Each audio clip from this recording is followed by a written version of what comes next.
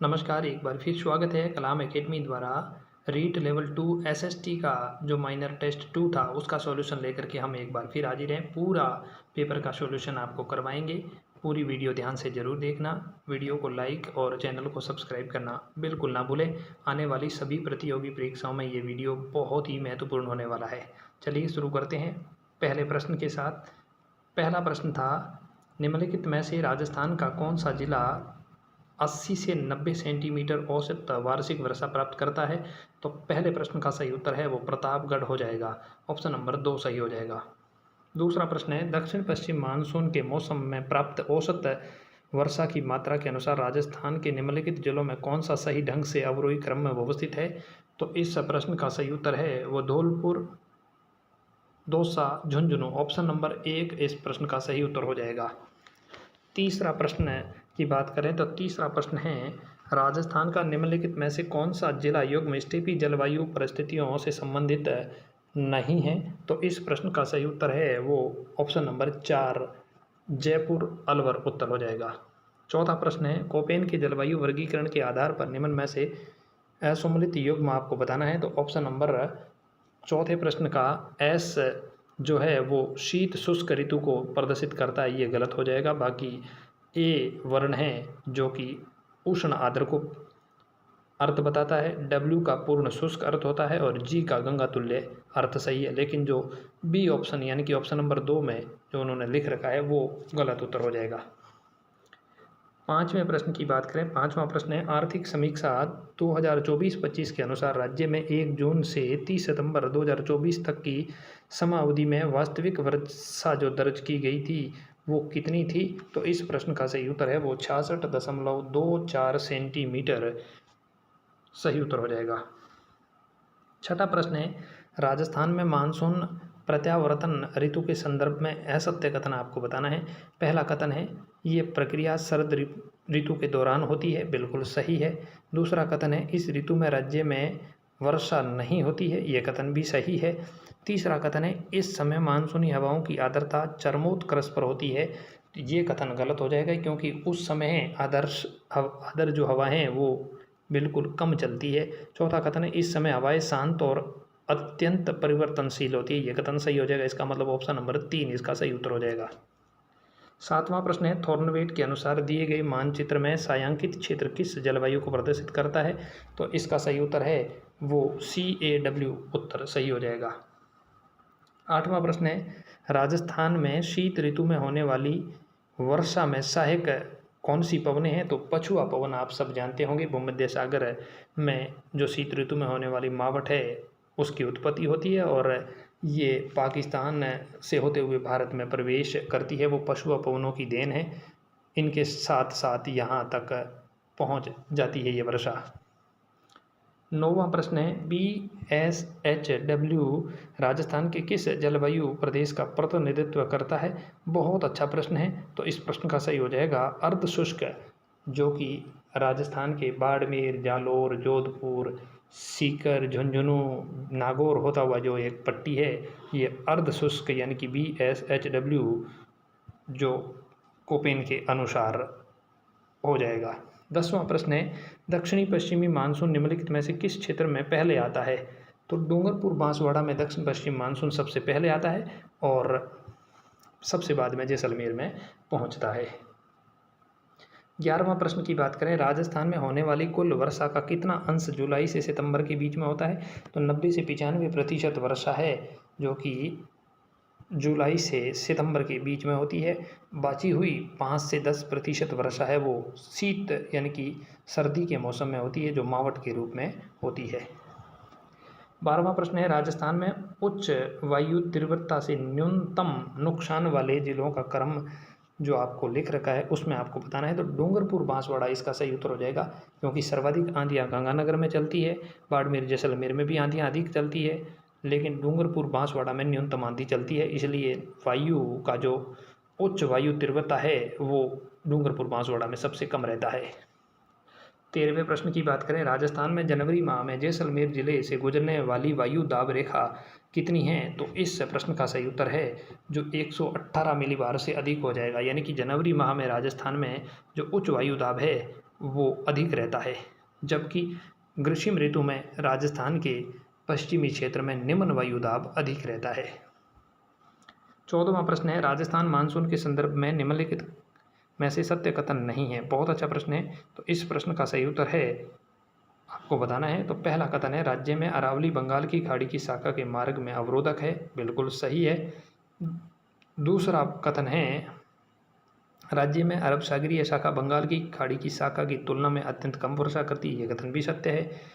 तीसरा कथन है, राज्य में पूर्व से पश्चिम की ओर वर्षा में परिवर्तनशीलता कम होती जाती है। ये कथन गलत हो जाएगा, क्योंकि पूर्व से पश्चिम की ओर जब जाते हैं राजस्थान में तो वर्षा की परिवर्तनशीलता है वो अधिक हो जाती है। और चौथा कथन है, वो राज्य में मानसून सामान्यतः मध्य जून में प्रवेश करता है। ये कथन सत्य है। ऑप्शन नंबर 14 का 3 सही हो जाएगा। 15वां प्रश्न है, कोपेन के जलवायु वर्गीकरण के अनुसार निम्न में से कौन सही सम्मिलित है। तो AW जो डूंगरपुर की जलवायु जो इन्होंने प्रतीक दे रखा है वो बिल्कुल सही सम्मिलित है। बाकी CWG सिरोही गलत हो जाएगा। BSHW जो गंगानगर में है वो गलत हो जाएगा। BWHW बाड़मेर में गलत हो जाएगा। 16वें प्रश्न की बात कर लेते हैं। 16वां प्रश्न है, निम्नलिखित में से राजस्थान में न्यूनतम दैनिक तापांतर वाले माह कौन से हैं। तो इस प्रश्न का सही उत्तर हो जाएगा जुलाई अगस्त, क्योंकि जुलाई अगस्त में गर्मी भी अधिक पड़ती है और अधिक उमस होने की वजह से रात्रि तापमान में गिरावट भी सबसे कम रहती है। इसलिए यहाँ न्यूनतम दैनिक तापांतर जुलाई अगस्त में पाया जाता है। बात करें 17वें प्रश्न की, तो पहला कथन है, दक्षिणी तथा दक्षिण पूर्वी राजस्थान बंगाल की खाड़ी की शाखा से बहुत कम वर्षा प्राप्त करता है। यह कथन गलत हो जाएगा। जबकि दूसरा कथन इन्होंने कहा है, बंगाल की खाड़ी कारण बताया इन्होंने दूसरा, और बंगाल की खाड़ी की शाखा अरावली के बिल्कुल समानांतर स्थित है। यह कथन भी गलत है, क्योंकि बंगाल की खाड़ी की शाखा के समानांतर नहीं है अरावली, जबकि अरब सागर की शाखा है जो वर्षा शाखा है उसके समानांतर अरावली है। यानी कि ऑप्शन नंबर 4 है इसका सही उत्तर हो जाएगा। A तथा R दोनों असत्य है। 18वें प्रश्न की बात करें, राजस्थान के कौन से क्षेत्र में सर्वाधिक लो एश का उत्पादित किया जाता है। बहुत अच्छा प्रश्न है। तो इस प्रश्न का सही उत्तर है उत्तर पूर्वी राजस्थान। 19वां प्रश्न है, राजस्थान के बजट 2025-26 के प्रावधानों के अनुसार निम्नलिखित में से किस स्थान पर इंस्टीट्यूट ऑफ माइंस की स्थापना किया जाना प्रस्तावित है। तो राजस्थान में इंस्टीट्यूट ऑफ माइंस की स्थापना उदयपुर में किया जाना प्रस्तावित है। 20वां प्रश्न है, तांबे की खान सैनपरी और हनोतिया क्रमशः स्थित है। बहुत अच्छा प्रश्न है। तो इस प्रश्न का सही उत्तर की बात करें तो अलवर और अजमेर इसका सही उत्तर हो जाएगा। यानी कि सैनपरी अलवर में है और हनोतिया अजमेर में स्थित है। 21वें प्रश्न की बात करें तो यहाँ कथनों पर विचार करना है और फिर आपको सही उत्तर बताना है। तो अजमेर ज़िले में फेल्सपार के भंडार हैं, बिल्कुल सही है। अलवर, बाड़मेर और भीलवाड़ा में रॉक फॉस्फेट के भंडार है, ये कथन गलत हो जाएगा। सलादीपुरा सीकर पाइराइट्स खनन क्षेत्र है, ये कथन भी सत्य है। यानी कि पहला और तीसरा कथन सत्य है, दूसरा कथन असत्य हो जाएगा। 1 और 3 सत्य हो जाएंगे। ऑप्शन नंबर 4 सही है। 22वां प्रश्न है, सूची 1 और 2 को सम्मिलित करना है और नीचे दिए गए कूट के साथ आपको इसका चयन करना है। पहला खनिज है, दूसरा खनन क्षेत्र है। पहला कथन है कैल्साइट के बारे में। तो कैल्साइट राजस्थान के तेजा का बास और बेल का पहाड़ में पाया जाता है। जबकि बेराइट्स की बात करें तो बेराइट्स राजस्थान के सैनपुरी और जाहिर का खेड़ा में पाया जाता है। फ्लोराइट की बात करें तो चोकरी और चांपोली में, रॉक फॉस्फेट बरमानिया और फतेहगढ़ में। ऑप्शन नंबर 2, 1, 4, 3, ऑप्शन नंबर 4 इसका सही उत्तर हो जाएगा। 23वें प्रश्न की बात करें, निम्नलिखित में से कौन सा जैसलमेर में प्राकृतिक गैस भंडार क्षेत्र नहीं है। तो रोहिल इसका सही उत्तर हो जाएगा। 24वें प्रश्न की बात करें, राजस्थान संपूर्ण देश का लगभग 22% अभ्रक उत्पादित करता है, 7% सीसा जस्ता व वोलेस्टोनाइट उत्पादित करता है, लगभग 90% से अधिक जिप्सम उत्पादित करता है। ऑप्शन नंबर 1, 2, 3 तीनों कथन सत्य है। 25वां प्रश्न है, राजस्थान खनिज संपदा के संदर्भ में सत्य कथन आप नहीं है वो आपको बताना है। कौन सा कथन है वो जो सत्य नहीं है। तो इस प्रश्न का सही उत्तर की बात करें तो ऑप्शन नंबर 3, अधात्विक खनिज उत्पादन की दृष्टि से राज्य देश में दूसरे स्थान पर है। जो कथन इन्होंने लिख रखा है वो गलत हो जाएगा। बाकी तीनों कथन, पहला, दूसरा और चौथा कथन सत्य है। 26वां प्रश्न है, राजस्थान में निम्नलिखित में से कौन सा खनन क्षेत्र डोलोमाइट का नहीं है। बहुत अच्छा प्रश्न है। तो इस प्रश्न का सही उत्तर हो जाएगा केसर देसर, ऑप्शन नंबर 4। 27वां प्रश्न है, निम्न को सम्मिलित कीजिए तथा नीचे दिए गए कोड का सही उत्तर चयन करना है। तो यहाँ आप देख सकते हैं, एक तरफ खनिज है, दूसरी तरफ क्षेत्र है और नीचे इसका कूट दे रखा है। इस प्रश्न का सही उत्तर की बात करें तो पहले में 2, दूसरे में 1, 4 और 3, ऑप्शन नंबर 1 इसका सही उत्तर हो जाएगा। 28वां प्रश्न है, चंदेरिया स्थित जिंक समेल्टर संयंत्र संचालित किसके द्वारा है? तो वेदांता कंपनी द्वारा, ऑप्शन नंबर 3 इसका सही उत्तर हो जाएगा। 29वां प्रश्न है, राजस्थान में लिग्नाइट भंडार कहाँ स्थित है? तो मोकला, मातासुक और प्लाना, ऑप्शन नंबर 1 इसका सही उत्तर हो जाएगा। 30वां प्रश्न है, निम्नलिखित खनन क्षेत्र खनिज में से असम्मिलित युग्म की पहचान करनी है आपको। तो गज्जरबाड़ा मैग्नीज ये पहचान है वो गलत है, बाकी सभी सही है। 31वें प्रश्न की बात करें, राजस्थान खनिज नीति 2024 कब लागू की गई थी? तो 4 दिसंबर इसका सही उत्तर हो जाएगा। 32वां प्रश्न है, केओलिन के नाम से किसे जाना जाता है? तो चाइना क्ले इसका सही उत्तर हो जाएगा। 33वां प्रश्न है, राजस्थान में रागेश्वरी और मंगला तेल कोई अवस्थित है? तो बाड़मेर सांचौर बेसिन इसका सही उत्तर हो जाएगा। 34वां प्रश्न है, निम्न में से कौन सा एक अधात्विक खनिज नहीं है? तो टंगस्टन इसका सही उत्तर हो जाएगा। 35वां प्रश्न है, निम्नलिखित में से कौन सा एक गैर लाभकारी निकाय जो खनन कार्यों से प्रभावित क्षेत्रों तथा व्यक्तियों के हित के लिए कार्य करता है वह कौन सा है? तो इस प्रश्न का सही उत्तर है वो district mineral foundation trust, option number 1 सही उत्तर हो जाएगा। 36वां प्रश्न है, भारतीय संविधान के अनुच्छेद 155 के तहत राज्य का राज्यपाल होता है तो नियुक्त किया जाता है, ऑप्शन नंबर 3 हो जाएगा। 37वां प्रश्न है, विधायकों की अयोग्यता से संबंधित विवाद का निर्णय राज्यपाल किस अनुच्छेद के तहत करता है? तो अनुच्छेद 192, ऑप्शन नंबर 3 सही उत्तर हो जाएगा। 38वां प्रश्न है, श्री गुरमुख निहाल सिंह को कब राजस्थान के पहले राज्यपाल के रूप में नियुक्त किया गया था? तो 25 अक्टूबर 1956 इसका सही उत्तर हो जाएगा। 39वां प्रश्न है, अनुच्छेद 58(3) के अनुसार 2 या 2 से अधिक राज्यों का एक राज्यपाल है तो उसे दिए जाने वाली उपलब्धियां और भत्ते किसके द्वारा तय मानकों के हिसाब से राज्य मिलाकर प्रदान करते हैं? तो राष्ट्रपति इसका सही उत्तर हो जाएगा। 40वां प्रश्न है, मुख्यमंत्री के कर्तव्यों का उल्लेख निम्न में से किस अनुच्छेद में है? तो इस प्रश्न का सही उत्तर हो जाएगा 167, अनुच्छेद 167वां।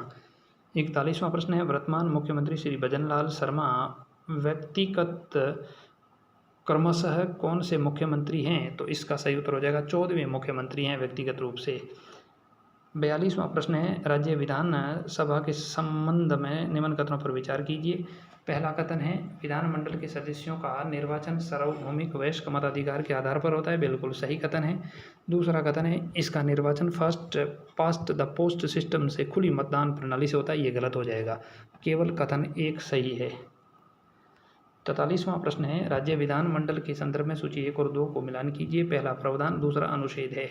तो इस सूची में आपको सही कूट का चयन करना है। तो नीचे दी गए कूट के अनुसार 4, 3, 1, 2, ऑप्शन नंबर 3 इसका सही उत्तर हो जाएगा। 44वां प्रश्न है, हाल ही में भारतीय जनता पार्टी के विधायक श्री कंवर लाल को निर्हित किया गया है, ये किस विधानसभा क्षेत्र से थे? तो इस प्रश्न का सही उत्तर है वो अंता 12 से थे। 45वां प्रश्न है, निम्न में से किस विधान संशोधन अधिनियम द्वारा 2 या 2 से अधिक राज्यों के लिए एक साझा उच्च न्यायालय का प्रावधान है? तो 7वां संविधान संशोधन इसका सही उत्तर हो जाएगा। 46वां प्रश्न है, राजस्थान उच्च न्यायालय के प्रथम मुख्य न्यायाधीश कौन थे? तो के वर्मा इसका सही उत्तर हो जाएगा। 47वां प्रश्न है, निम्न में से असत्य कथन की पहचान आपको करनी है। तो इस प्रश्न का सही उत्तर है वो ऑप्शन नंबर 4, राज्य के वर्तमान मुख्य सचिव श्री शिखर अग्रवाल है, ये गलत हो जाएगा। 48वां प्रश्न है, राजस्थान के सर्वाधिक कार्यकाल वाले मुख्य सचिव कौन रहे थे? तो भगत सिंह मेहता इसका सही उत्तर हो जाएगा। 49वां प्रश्न है, आपदा प्रबंधन अधिनियम 2005 की किस धारा के अनुसार राज्य सरकार द्वारा जिला कलेक्टर को जिला आपदा प्रबंधन प्राधिकरण का अध्यक्ष निर्धारित किया गया है? तो धारा 25 इसका सही उत्तर हो जाएगा। राजस्थान पुलिस सेवा का गठन कब किया गया था? 1951 में। 51 नंबर प्रश्न है, देश की पहली त्रिस्तरीय पंचायती राज प्रणाली कब शुरू की गई थी? 2 अक्टूबर 1959 इसका सही उत्तर हो जाएगा। 52वां प्रश्न है, ग्राम सभा की बैठक में गणपूर्ति होती है तो कुल सदस्यों का 10वां भाग इसका सही उत्तर हो जाएगा। 53 नंबर प्रश्न है, भारतीय संविधान का कौन सा अनुच्छेद नगर पालिकाओं की संरचना से संबंधित है? तो 243 आर, अनुच्छेद 243 आर इसका सही उत्तर हो जाएगा। 54 नंबर प्रश्न है, राजस्थान लोक सेवा आयोग के वर्तमान अध्यक्ष सहित कुल कितने सदस्य हैं? तो 11 सदस्य, ऑप्शन नंबर 4 सही उत्तर हो जाएगा। 55वां प्रश्न है, राजस्थानी साहित्य का वीर गाथा काल कब से कब तक रहा है? तो इस प्रश्न का सही उत्तर है वो 1050 ईस्वी से 1450 ईस्वी तक माना जाएगा। 56 नंबर प्रश्न की बात करें, राजस्थानी साहित्य की ख्यात विधा के संबंध में सही कथन आपको बताना है। तो इस प्रश्न का सही उत्तर है वो केवल पहला कथन जो है, ख्यात वंशावली तथा प्रशस्ति लेखन का विस्तृत रूप है, ये सही हो जाएगा। 57 नंबर प्रश्न की बात करें, राजस्थानी साहित्य लेखन की ऐसी विधा जिसमें नृत्य, गायन एवं अभिनय तीनों कलाओं का समावेश है, तो रास इसका सही उत्तर हो जाएगा। 58 नंबर प्रश्न की बात करें, निम्न में से कौन सी एक प्रारंभिक कालीन लौकिक साहित्य की रचना है? तो इस प्रश्न का सही उत्तर है वो नहीं है, आपको बताना है। तो इस प्रश्न का सही उत्तर है वो ऑप्शन नंबर 4 रणमल छंद सही उत्तर हो जाएगा। 59 नंबर प्रश्न है, निम्न में से लेखक रचना कौन सा युग में सही सुमलित नहीं है? तो पहला ही कथन है जो वज्रसेन सूरी भारतेश्वर बाहुबली रास, इसका सही उत्तर हो जाएगा। 60वां प्रश्न है, 29 मई को केंद्रीय कृषि एवं किसान कल्याण राज्य मंत्री भागीरथ चौधरी ने राजस्थान में राज्य स्तर पर विकसित कृषि संकल्प अभियान का शुभारंभ किया है। तो इस प्रश्न का सही उत्तर है रलावता अजमेर हो जाएगा। 61 नंबर प्रश्न है, 30 अप्रैल 2025 को राजस्थान सरकार द्वारा इलेक्ट्रोथेरेपी चिकित्सा पद्धति बोर्ड का गठन किया गया। निम्न में से कौन सा इस बोर्ड का सदस्य नहीं है? तो राजीव वर्मा इसका सही उत्तर हो जाएगा। 62 नंबर प्रश्न है, 4 से 15 मई 2025 तक बिहार में आयोजित हुए 7वें खेलो इंडिया यूथ गेम्स के संबंध में निम्न कथनों पर विचार करना है। इस खेल में राजस्थान ने कुल 60 पदक जीते, 60 स्वर्ण पदक जीते। दूसरा कथन है, इन खेलों में राजस्थान की पुरुष बास्केटबॉल टीम ने स्वर्ण पदक जीता। तीसरा कथन है, इन खेलों में राजस्थान ने सर्वाधिक पदक साइकिलिंग में जीते। कौन सा कथन सत्य है वो आपको इसमें बताना है। तो 62 नंबर प्रश्न में ए और सी कथन सही है। 63वां प्रश्न है, राजस्थान के किस लोकसभा सदस्य को प्राइम फाउंडेशन द्वारा संसद रत्न अवार्ड 2025 प्रदान किया गया है? तो पीपी चौधरी पाली इसका सही उत्तर हो जाएगा। 64वां प्रश्न है, निम्नलिखित युग्मों का पर विचार कर असंगत युग्म आपको चयन करना है। एक तरफ सूची 1 है, दूसरी तरफ सूची 2 है और इनमें आपको सही उत्तर बताना है।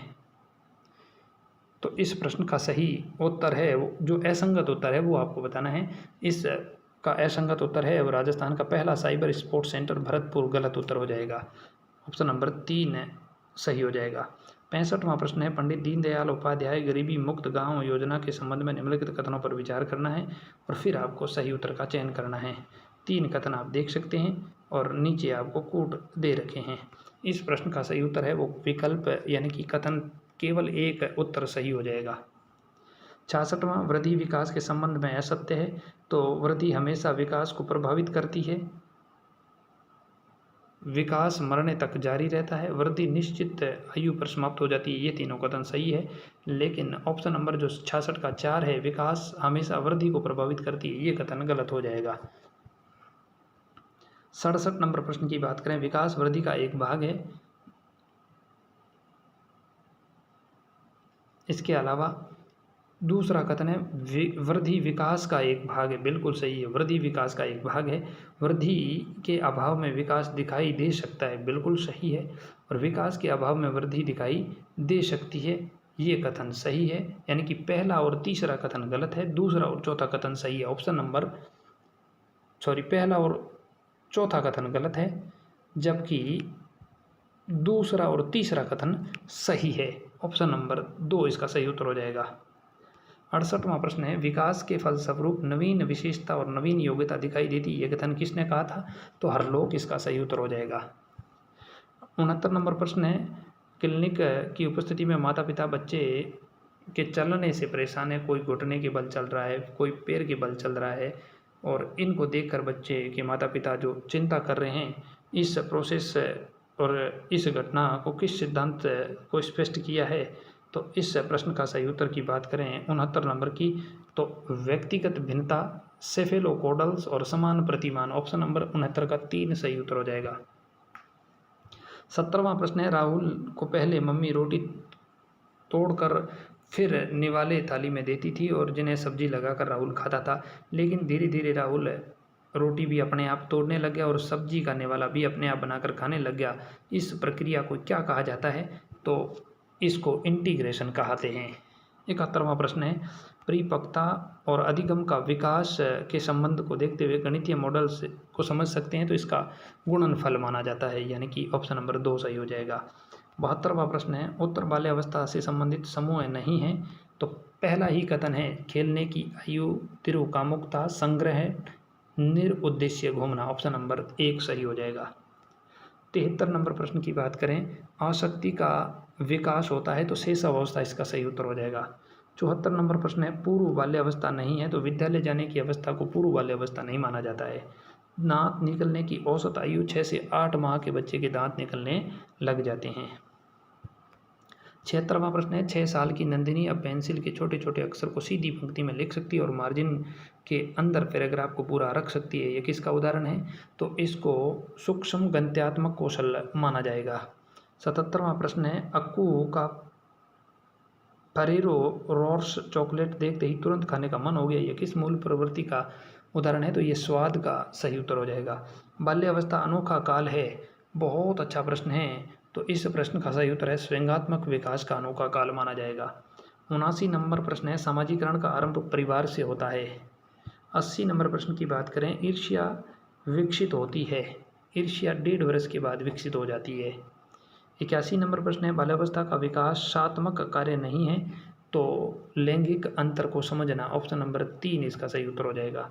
82 नंबर प्रश्न की बात करें, युद्ध है, बहुत अच्छा प्रश्न है, तो क्रोनो सिस्टम्स, ऑप्शन नंबर 1 सही उत्तर हो जाएगा। 83 नंबर प्रश्न की बात करें, निम्न में से किस मनोवैज्ञानिक का संबंध नैतिक विकास के सिद्धांतों से नहीं है? तो यहाँ ब्रूनर इसका सही उत्तर हो जाएगा। 84 नंबर प्रश्न की बात करें, 10 वर्षीय बच्चा आसानी से चीज़ों की ऊंचाई और चौड़ाई के आधार पर अलग अलग समूह बांट देता है, पियाजे के अनुसार ये क्षमता किससे जुड़ी हुई है? तो श्रेणीकरण इसका सही उत्तर हो जाएगा। 85 नंबर प्रश्न की बात करें, पहला कथन है और एक रीजन कारण दे रखा है। पहला कथन है, पूर्व सक्रियात्मक अवस्था में बच्चा प्रतीकों का उपयोग करना सीखता है, कारण है इस अवस्था में भाषा और कल्पना की क्षमता तेजी से विकसित होती है। इस प्रश्न के सही उत्तर की बात करें तो ए और आर दोनों सही है और आर ए की सही व्याख्या कर रहा है। 86 नंबर प्रश्न की बात करें, एक बच्चा कहता है अगर सब लोग बिना टिकट ट्रेन चढ़ेंगे तो सिस्टम टूल कॉम्प्लेक्स हो जाएगा, ये किस स्तर का उदाहरण है? तो इस प्रश्न का सही है सामाजिक क्रम संपोषण, ऑप्शन नंबर 2 सही हो जाएगा। 87 नंबर है, पहला कथन है, दूसरा कारण है। प्री कन्वेंशनल स्तर में नैतिक निर्णय व्यक्तिगत लाभ और सजा से बचने पर आधारित है। दूसरा जो कारण दे रखा है उन्होंने, इस स्तर पर व्यक्ति सामाजिक मानकों से अधिक सार्वभौमिक सिद्धांतों को महत्व देता है। तो इस प्रश्न का सही उत्तर की बात करें तो ए और आर दोनों सही है, लेकिन आर ए की सही व्याख्या नहीं कर रहा है। 88 नंबर प्रश्न है, एक छात्र परीक्षा में नकल करने वाला था लेकिन अचानक सोचता है अगर पकड़ा गया तो प्रिंसिपल मेरे माता पिता को बुलाएंगे और मैं सबके सामने शर्मिंदा हो जाऊंगा, तो ये कथन किस प्रकार का है? तो अच्छा लड़का और अच्छी लड़की चरण 3 के तहत आएगा। 89 नंबर प्रश्न की बात करें, एक 4 साल का बच्चा अपने एक 4 साल का बच्चा अपने पिता की नकली दाढ़ी लगाकर रोल प्ले में पापा का नाटक करता है। अगर इस समय इसे लगातार रोका जाए और कहा जाए कि ये गलत है, तो एरिक्सन के अनुसार इसमें कौन सा नकारात्मक भाव विकसित हो जाएगा? तो इस प्रश्न की बात करें तो इसमें द्वेष यानी कि दोष इसमें विकसित हो जाएगा। 90 नंबर प्रश्न की बात करें, पहला कथन है, दूसरा कारण है।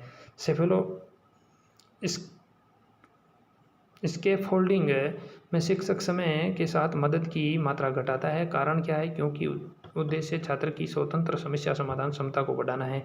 तो इस प्रश्न में ए और आर दोनों सही है और ए आर की सही व्याख्या कर रहा है। 91 नंबर प्रश्न है जो अब सामाजिक विज्ञान से जुड़े हुए प्रश्न आएंगे। जनपदकालीन बस्तियां प्राप्त हुई है, बहुत अच्छा प्रश्न है। 91 नंबर प्रश्न की बात करें तो यहाँ पुराना किला दिल्ली, हस्तिनापुर, अंतरजी खेड़ा और मोहनजोदड़ो। इस प्रश्न में सही उत्तर की बात करें तो पहला, दूसरा और तीसरा यानी कि ऑप्शन नंबर 4 इसका सही उत्तर हो जाएगा। 92 नंबर प्रश्न की बात करें, महाजनपद काल के संबंध में निम्न कथनों पर विचार कीजिए। पहला कथन है, कौशाम्बी किले से महाजनपद कालीन ईंटों से निर्मित दीवार प्राप्त हुई है। दूसरा कथन है, महाजनपद काल में ही जैन और बौद्ध दार्शनिक विचारधाराओं का विकास हुआ है। तो दोनों कथन इसके सही हो जाएंगे। 93 नंबर प्रश्न की बात करें, 16 महाजनपदों की सर्वप्रथम जानकारी कहाँ प्राप्त हुई है? तो अगुत्तर निकाय इसका सही उत्तर हो जाएगा। 94 नंबर प्रश्न की बात करें, मगध महाजनपद के संबंध में निम्न कथनों पर विचार कर असत्य कथन आपको बताना है। तो इस प्रश्न में मगध की आरंभिक राजधानी तक्षशिला थी, ऑप्शन नंबर 4 गलत हो जाएगा, बाकी 3 कथन है वो सही है। 95 नंबर प्रश्न की बात करें, दक्षिण भारत में स्थित एकमात्र महाजनपद कौन सा था? तो इसका सही उत्तर की बात करें तो अस्मक इसका सही उत्तर हो जाएगा। 96 नंबर प्रश्न की बात करें, महाभारत में उल्लेखित शासक शिशुपाल का संबंध किस महाजनपद से था? तो इसका चेदी सही उत्तर हो जाएगा। 97 नंबर प्रश्न की बात करें, निम्नलिखित महाजनपद और उनकी राजधानी के संबंध में सही सम्मिलित नहीं है। एक तरफ महाजनपद है और दूसरी तरफ उसकी राजधानी है। अंग की राजधानी चंपा थी, मल की राजधानी कुशीनारा थी और वत्स की राजधानी शक्ति मुक्ति गलत हो जाएगा। अवनति की राजधानी उज्जैनी थी, यानी कि ऑप्शन नंबर 3 इसका गलत हो जाएगा। 98 नंबर प्रश्न की बात करें, किन 2 महाजनपदों में गणतंत्रात्मक शासन व्यवस्था विद्यमान थी? तो इस प्रश्न का विज्जी और मल्ल ऑप्शन नंबर 4 सही उत्तर हो जाएगा। 99 नंबर प्रश्न की बात करें तो महाजनपद कालीन युग में कृषि के क्षेत्र में आए परिवर्तन में से थे। पहला, इस समय हल के फाल बनाने में लोहे का प्रयोग किया जाने लगा, जिससे जमीन जोतना पूर्व से अधिक आसान हो गया था। दूसरा, इस काल में धान के पौधे का रोपण प्रारंभ हुआ, जिससे पैदावार में वृद्धि हुई। तीसरा, इसी समय धान को भूसे से अलग करने के लिए मशीन का निर्माण हुआ। इस प्रश्न का सही उत्तर है वो पहला और दूसरा कथन सत्य है। 100वां प्रश्न है, चंद्रगुप्त मौर्य की चंद्रगुप्त संज्ञा का प्राचीनतम अभिलेखीय साक्ष्य कहाँ से प्राप्त हुआ है? तो इस प्रश्न का सही उत्तर हो जाएगा रुद्रदामन के जूनागढ़ अभिलेख से, ऑप्शन नंबर 2 सही हो जाएगा। 101वां प्रश्न है, चंद्रगुप्त मौर्य ने सेलुकस निकेटर को किस वर्ष परास्त किया था? तो सही उत्तर की बात करें 305 ईसा पूर्व में। 102वां प्रश्न है, मौर्य शासक बिंदुसार के संबंध में निम्न कथनों पर विचार कीजिए। 3 कथन आपके सामने हैं और फिर आपको सही उत्तर का चयन करना है। पहले तीनों कथन आप ध्यानपूर्वक पढ़ लें, फिर आपको इसका उत्तर देना है। तो इसमें पहला, दूसरा और तीसरा तीनों कथन सत्य है। 103वां प्रश्न है, कौटिल्य द्वारा प्रतिपादित राज्य के सप्तांग सिद्धांत के अनुसार राज्य का 7वां अंग कौन सा है? तो मित्र इसका सही उत्तर हो जाएगा। अशोक 104 प्रश्न है, अशोक का वह अभिलेख जिसमें दक्षिण भारतीय राज्यों का उल्लेख हुआ है? तो द्वितीय शिलालेख इसका सही उत्तर हो जाएगा। 105वां प्रश्न है, वे मौर्य शासक जो बुद्ध धर्म के अनुयायी थे? इस प्रश्न के सही उत्तर की बात करें तो यहाँ चंद्रगुप्त, अशोक, बिंदुसार और दशरथ, यानी कि बौद्ध धर्म के अनुयायियों में अशोक और दशरथ ऑप्शन नंबर 2 इसका सही उत्तर हो जाएगा। अशोक और दशरथ जो हैं बौद्ध धर्म के अनुयायी थे। 106वां प्रश्न है, अशोक के तृतीय शिलालेख में 3 पदाधिकारियों का उल्लेख हुआ है, उक्त शिलालेख में उल्लेखित पदाधिकारी नहीं हैं। तो यहाँ सही उत्तर की बात करें तो अग्रहारिक यानी कि सही ऑप्शन हो जाएगा। इसका सही उत्तर है जो अग्रहारिक का उल्लेख नहीं मिलता है, जबकि रज्जुक, युक्त और पारदेशिक का उल्लेख मिलता है। ऑप्शन नंबर 106 का 3 सही हो जाएगा। 107वां प्रश्न है, अशोक द्वारा प्रतिपादित धम्म के संबंध में निम्न कथनों पर विचार कीजिए। यहाँ आपको कथन दे रखे हैं और नीचे आपको सही उत्तर आपको बताना है। तो 107वें प्रश्न का सही उत्तर की बात करें तो 1, 2, 3 तीनों कथन सत्य है। 8वां प्रश्न है, 108वां, धम्म की शिक्षा देने हेतु अशोक द्वारा नियुक्त अधिकारी कौन थे? तो धम्म महामात ऑप्शन नंबर 1 इसका सही उत्तर हो जाएगा। 109वां प्रश्न है, मौर्य काल में तीर्थ का अध्यक्ष कहलाता था? तो इसका अमात्य सही उत्तर हो जाएगा। 110वां प्रश्न है, मेगस्थनीज ने पाटलिपुत्र नगर प्रबंधन के लिए 6 समितियों का उल्लेख किया है, उक्त समितियों में से कौन सी समिति जनगणना संबंधी कार्य देखती थी? तो तृतीय समिति इसका सही उत्तर हो जाएगा। 111वां प्रश्न है, बर की पहाड़ियों में निर्मित लोमेश ऋषि की गुफा का निर्माण किसने करवाया था? तो दशरथ इसका सही उत्तर हो जाएगा। 112वां प्रश्न है, राजस्थान के किस सभ्यता स्थल से मौर्यकालीन लौह प्रगलन भट्टियां प्राप्त हुई है? तो इस प्रश्न का सही उत्तर हो जाएगा ईसवाल। 113वां प्रश्न है, मौर्य साम्राज्य के किस सेनापति ने अंतिम मौर्य शासक की हत्या कर नवीन साम्राज्य की नींव डाली थी? तो पुष्यमित्र इसका सही उत्तर हो जाएगा। 114वां प्रश्न है, वायुमंडल में एरोसोल के संबंध में असत्य कथन आपको बताना है। तो इस प्रश्न में एरोसोल सकेंद्रण समताप मंडल स्ट्रेटोस्फियर में अधिकतम होता है, यानी कि ऑप्शन नंबर 114 का तीसरा कथन है वो असत्य है। 115वें प्रश्न की बात करें, वायुमंडल में निम्न में से कौन सी गैस सबसे कम मात्रा में मिलती है? तो इसका हाइड्रोजन सही उत्तर हो जाएगा। 116वां प्रश्न है, राजस्थान सूक्ष्म लघु एवं मध्यम उद्यम नीति 2024 कब जारी की गई थी? तो 4 दिसंबर इसका सही उत्तर हो जाएगा। 117वां प्रश्न है, वायुमंडल में निम्नलिखित में से किस परत में जलवाष्प सर्वाधिक संकेंद्रण पाया जाता है? तो शोभ मंडल इसका सही उत्तर हो जाएगा। 118वां प्रश्न है, वायुमंडल की लंबवत परतों को पृथ्वी से बाहर की ओर क्रमशः कीजिए और कूट का उत्तर सही उत्तर का चयन आपको करना है। तो सबसे पहले स्ट्रेटोस्फियर होगा, उसके बाद सबसे पहले ट्रोपोस्फियर होगा, फिर स्ट्रेटोस्फियर होगा, उसके बाद ओजोनोस्फियर होगा, फिर आयनोस्फियर। ऑप्शन नंबर 3 यानी कि 2, 3, 1, 4 इसका सही उत्तर हो जाएगा।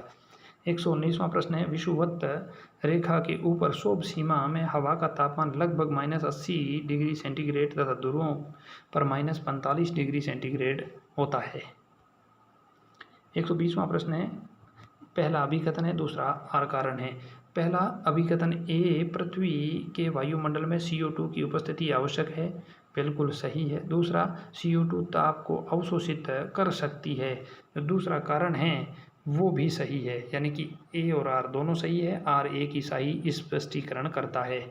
121वां प्रश्न, सूची 1 और 2 को सम्मिलित करना है और सही कूट का चयन करना है।